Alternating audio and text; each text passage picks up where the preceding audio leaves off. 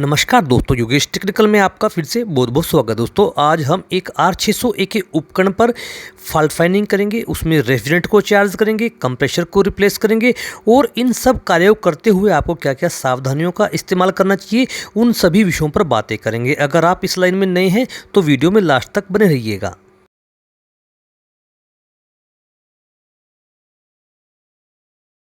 तो दोस्तों जैसा मैं आपको हर वीडियो में बताता हूं कि आप जब भी किसी भी उपकरण पर कार्य करें तो उसकी नेम प्लेट को सबसे पहले अवश्य पढ़ लें। वो किस रेफ्रिजरेंट का उपकरण है और क्या क्या उसके मापदंड है, इन सभी को पढ़ने के बाद ही आप उस पर कार्य आरंभ करें। यह सबसे ज़रूरी पॉइंट होता है जो किसी भी उपकरण पर कार्य करने से पहले आपको करना चाहिए। तो दोस्तों उपकरण पर नेम प्लेट पढ़ने के बाद जैसे ही आपको ज्ञात हो जाता है कि यह फ्लेमेबल रेफ्रिजरेंट का उपकरण है, तो सबसे पहले आप उसे चलाएं नहीं। सबसे पहले आप उसके जो टेक्निकल कंपार्टमेंट है उसे खोलकर चेक कीजिए क्या कहीं कोई लीकेज तो नहीं है, क्योंकि उपकरण क्या कार्य नहीं कर रहा ऐसा आपको कस्टमर से पता चल जाता है। इसलिए उसको चलाने से पहले आप उसके उन सभी पॉइंटों को जांच कीजिए जहां पर आपको लगे कि लीकेज की संभावनाएं हैं। यह देखने के लिए आप उन पॉइंटों पर तेल को चेक कीजिए क्या कहीं पर तेल तो नहीं आया हुआ। ये सभी चीज़ें आपको ज़रूर से ज़रूर करनी है जब भी आप किसी भी फ्लेमेबल उपकरण पर आप कार्य करें। यह बात आपको ध्यान रखनी है। जब आपको पूरी तरह से तसल्ली हो जाए कि हाँ किसी भी पॉइंट पर तेल नहीं आया हुआ है या लीकेज की संभावना आपको नहीं दिख रही, तो ही आप उपकरण को चलाने की कोशिश करें। ये बातें आपको ध्यान रखनी है हर उस उपकरण पर जिनमें फ्लेमेबल रेफ्रिजरेंट भरा हुआ है, जैसे R600A या फिर R290। यह एक आइसलैंड रेफ्रिजरेटर है और यह R600A का उपकरण है। मैं आपको यही बताऊंगा कि कंपनियां अब R600O या फिर R290 को क्यों इस्तेमाल करना ज़्यादा शुरू कर चुकी हैं। ये सभी बातें हम वीडियो के दौरान जानते रहेंगे, इसलिए वीडियो में आप लास्ट तक बने रहिएगा। तो हमने सभी जगह चेक कर लिए है, कहीं भी हमें लीकेज की संभावना नज़र नहीं आई, इसलिए हमने हमारे इस उपकरण को चला दिया है और इसके पाइपों पर हम महसूस कर रहे हैं कि या इसकी डिस्चार्ज गर्म हो पा रही है या नहीं, या फिर कंडेंसर से गर्म हवा आ रही है। ये सभी सिम्टम्स आपको चेक करने हैं। तो दोस्तों हमने हमारे इस उपकरण की पाइपों पर हाथ लगाया, लेकिन हमें वो महसूस नहीं हुआ जो एक उपकरण के भली भांति कार्य करते हुए होना चाहिए। इसलिए हमने एम्पेयर मीटर को भी लगाया और उससे हमने यह चेक करने की कोशिश कर रहे हैं क्या ये सही एम्पेयर ले पा रहा है या नहीं, क्योंकि जो हमारा यह उपकरण है इसकी जो रेटेड एम्पेयर है वो 1.1 एम्पेयर है, वो भी हमारा कलम मीटर पूरी तरह से नहीं दर्शा रहा। अब हमें इस फॉल्ट फाइंडिंग में आगे बढ़ना होगा। तो दोस्तों अब हम फॉल्ट फाइंडिंग की प्रोसेस में आगे बढ़ते हैं। हमने देख लिया कि कहीं भी लीकेज का हमें कोई भी सिम्टम्स नहीं मिला और हमारा जो कंडेंसर है वो भी पूरी तरह से गर्म नहीं हो पा रहा, इसलिए अब हमें कंप्रेसर पर संशय है। इसलिए अब टेक्नीशियंस प्रोसेस पाइप को काट कर इसके रेफ्रिजरेंट को हवा में छोड़ने जा रहा है, अगर इसके अंदर रेफ्रिजरेंट है तो। लेकिन आप ऐसा ना करें, यह एक गलत प्रैक्टिस है, कृपया इसे नज़रअंदाज करें। आपको जब भी किसी फ्लेमेबल उपकरण पर आप कार्य कर रहे हैं तो आपको जो उसका रेफ्रिजरेंट है वो जब भी आप एयर में वेंट करें तो आप उस स्थान पर ना करें। अगर उपकरण हल्का है या आप उसे बाहर लेकर जा सकते हैं खुले में, तो वहां जाकर आप यह प्रोसेस पाइप काट सकते हैं जैसा अभी टेक्नीशियन कर रहा है। नहीं तो आपको प्रेसिंग प्लायर के सहायता से, आपको वेंट पाइप की सहायता से इस रेफ्रिजरेंट को खुले में छोड़ना पड़ता है। उसका एक प्रोसेस है, वो मैं आगे आने वाली क्लिप में आपको दिखाऊंगा, लेकिन आप ऐसा ना करें, इससे नुकसान की संभावनाएं बढ़ सकती हैं। लेकिन टेक्नीशियंस ने अपने आसपास के सभी उपकरणों को बंद कर दिया है और कोई भी ऐसा पॉइंट अभी नहीं चल रहा जिससे अगर फ्लेमेबल हमारा रेफ्रिजरेंट एयर में एकदम से प्रेशर से आएगा और कोई पॉइंट खुला होगा, उससे आग लगने की संभावनाएं बढ़ जाती हैं। कृपया आप ऐसा ना करें, यह आपको ध्यान में रखना है। अभी टेक्नीशियन ने प्रोसेस पाइप को काट दिया और उसमें से गैस निकली है, यानी कि हमारे उपकरण में गैस भी थी लेकिन यह फिर भी कूलिंग नहीं कर पा रहा। अब हमारा सीधा सा उद्देश्य यह है कि हमारे कंप्रेसर में शायद कोई फॉल्ट हो सकता है। अब हम उस फॉल्ट को चेक करेंगे, इसलिए हमने कंप्रेसर की डिस्चार्ज पाइप को बीच से काट दिया है और हम यहाँ पर अब कंप्रेसर के प्रेशर को चेक करने जा रहे हैं। मैं आपको यहाँ बता देना चाहता हूँ कि आप कभी भी किसी भी कंप्रेसर को खुली एयर में ना चलाएं, नहीं तो आपका कंप्रेसर जल्दी ख़राब हो जाएगा, आपके सिस्टम में नमी का प्रवेश हो जाएगा और जिससे आपके उपकरण की कूलिंग एफिशिएंसी धीरे धीरे कम हो जाएगी। इसलिए आप उसे किसी रेफ्रिजरेंट की सहायता से ही उसके प्रेशर को चेक करें। उसके लिए भी एक उपकरण आता है, उसकी भी सहायता आप ले सकते हैं। मैं आगे आने वाले किसी वीडियो में उसका विस्तार से आपको वर्णन कर दूंगा। तो दोस्तों, टेक्नीशियंस ने रेफ्रिजरेंट को एयर में छोड़ दिया है।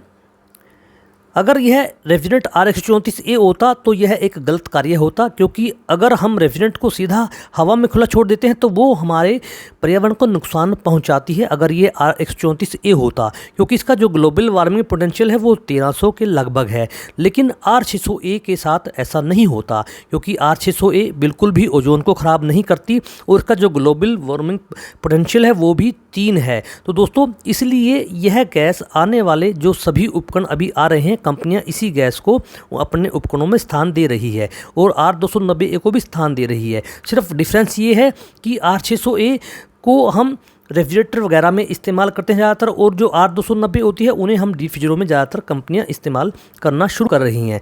तो इसलिए आपको जब भी किसी उपकरण पर कार्य करें तो उससे पहले आप ये सभी चीज़ें जांच लें। दोस्तों, हमने कंप्रेसर को चला दिया है लेकिन वो प्रेशर प्राप्त नहीं हो पाया जो एक कंप्रेसर का होना चाहिए, यानी कि संभावनाएं हमारी सही सिद्ध हो गई है कि कंप्रेसर का जो प्रेशर है वो पूर्वावस्था में है, यानी कि कंप्रेसर के अंदर प्रेशर ही नहीं है। इसलिए ना तो यह एम्पेयर ले रहा था और ना ही इसका रेफ्रिजरेंट होते हुए भी यह कूलिंग कर रहा था। तो दोस्तों, अब हम कंप्रेसर को ही रिप्लेस करेंगे और हमारे पास अन्य कोई विकल्प नहीं है। तो दोस्तों, जैसा मैं आपको अभी पहले बता रहा था कि जब भी आप किसी फ्लेमेबल उपकरण पर फ्लेमेबल रेफ्रिजरेंट वाले उपकरण पर कार्य करें तो आपको जो अगर उसका रेफ्रिजरेंट वेंट करना है तो उसके लिए आपको पेजिंग प्लायर का इस्तेमाल करना होगा। जैसा अभी आप चित्र में देख रहे हैं, हमें इसे प्रोसेस पाइप पर लगाना होगा और उसके साथ हमें एक वेंट पाइप आती है, यानी कि बहुत लंबी होती है वो, जिसे आप इस चार्जिंग लाइन की तरह कनेक्ट करके और इसमें बाल लगाकर आप उसे किसी खिड़की या दरवाजे में जो खुले स्थान पर खुलता हो वहाँ ले जाकर आपको ये रेफ्रिजरेंट सारा रिमूव कर देना है। या फिर आप वैक्यूम पंप के साथ भी यह कार्य कर सकते हैं। उसके लिए भी आपको एक लंबी वेंट पाइप चाहिए होती है जो आपके फ्लेमेबल रेफ्रिजरेंट को आपके उस बंद स्थान से खुले स्थान में आसानी से छोड़ दे। नहीं तो आपको उपकरण किसी खुले स्थान पर लेकर आपको इसका रेफ्रिजरेंट वेंट करना होगा।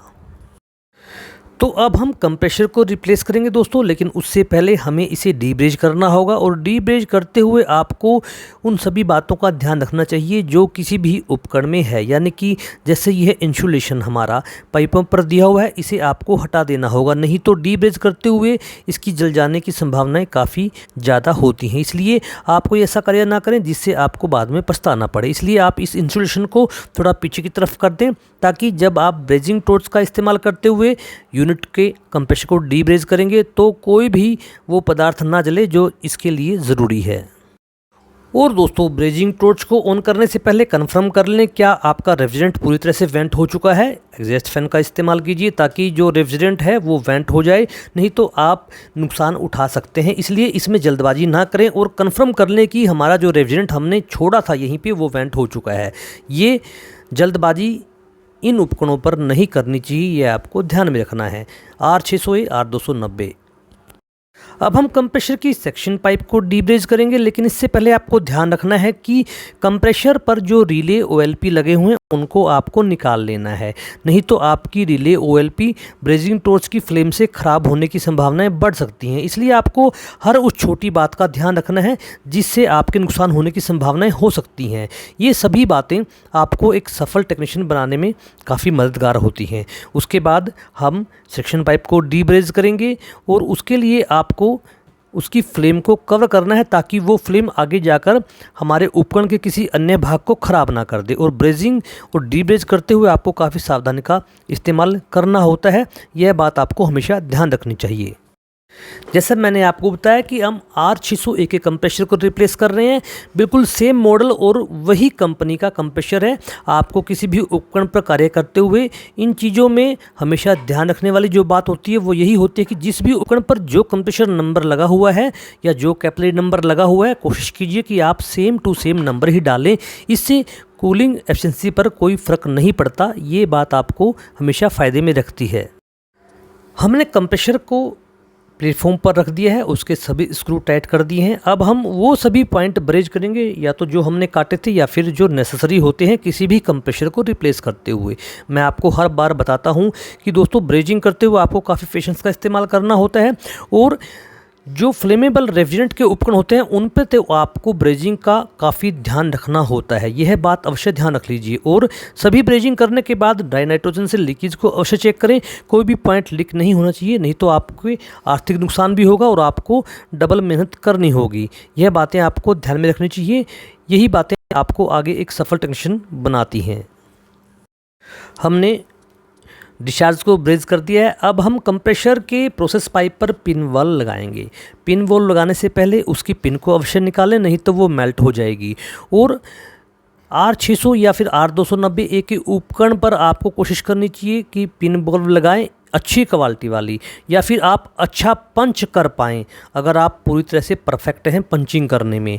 क्योंकि हम जब प्रोसेस पाइप के सभी कार्य पूर्ण करने के बाद, रेफ्रिजरेंट पूर्ण चार्ज करने के बाद हम प्रोसेस पाइप को पंच करने के बाद ब्रेजिंग करते हैं, तो वहाँ लीकेज की संभावनाएं काफ़ी ज़्यादा होती हैं। इसलिए फ्लेमेबल रेफ्रिजरेंटों पर आपको यह कार्य करते हुए काफ़ी सावधानी का इस्तेमाल करना है, और कोशिश कीजिए कि पिन वाल्व ही लगाएं तो बेहतर रहेगा, अच्छी क्वालिटी का।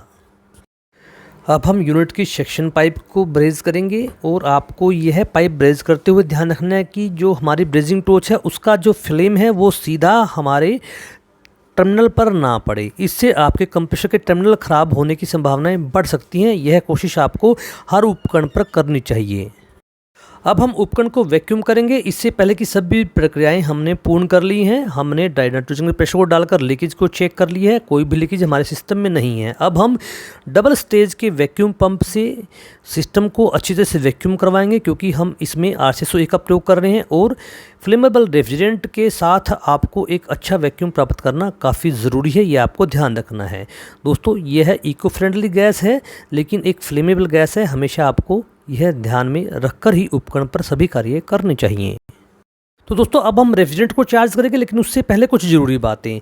आप फ्लेमेबल रेफ्रिजरेंट के उपकरण पर कार्य करते हुए रेफ्रिजरेंट को चार्ज करने से पहले ये पक्का कर लें कि उस उपकरण के वो सभी पॉइंट जहां से आग लगने की संभावनाएं हो सकती हैं वो सभी कवर हो जाने चाहिए। जैसे अभी आप देख रहे हैं, रिले का प्रोटेक्शन कवर लगना चाहिए। आपके जो ये सर्किट वाले डायग्राम हैं इनके कवर भी लगे होने चाहिए।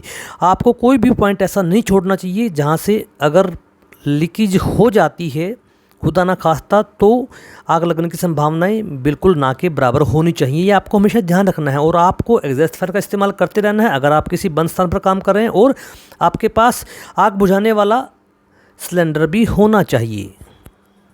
तो दोस्तों, हमारा उपकरण शुरू हो चुका है। जैसा मैं आपको हर बार बताता हूं कि अच्छी गैस चार्जिंग करने के लिए आप उपकरण की नेम प्लेट पर जितना गैस का वजन लिखा हुआ है उतना वजन तोलकर गैस को डाल दीजिए। आपको कुछ भी देखने की ज़रूरत नहीं है। जैसा हमारे इस उपकरण पर 68 ग्राम रेफ्रिजरेंट इसके अंदर डालना है, और हमने वो तोलकर डाल दिया है, तो हमें अब बैक प्रेशर देखने की ज़रूरत नहीं है, चाहे बाहर का तापमान कितना भी हो। लेकिन फिर भी मैं आपको इसका बैक प्रेशर बता देता हूं। अगर आपको -10 डिग्री तापमान प्राप्त करना है एपरेटर का, तो आपका जो बैक प्रेशर है वो 1 PSIG होना चाहिए। अगर आप -12 प्राप्त करना चाहते हैं तो आपका जो बैक प्रेशर है वो -0.3 PSIG होना चाहिए, क्योंकि बहुत हल्की गैस होती है R600, इसलिए इसका बैक प्रेशर बहुत कम होता है। ये आपको हमेशा ध्यान में रखना है। और मैं जैसा बताता हूँ कि आप जो वजन गैस का लिखा हुआ है उपकरण पर उतना तोलकर गैस डाल दीजिए। आपको बैक प्रेशर और बाहर का तापमान देखने की ज़रूरत नहीं है।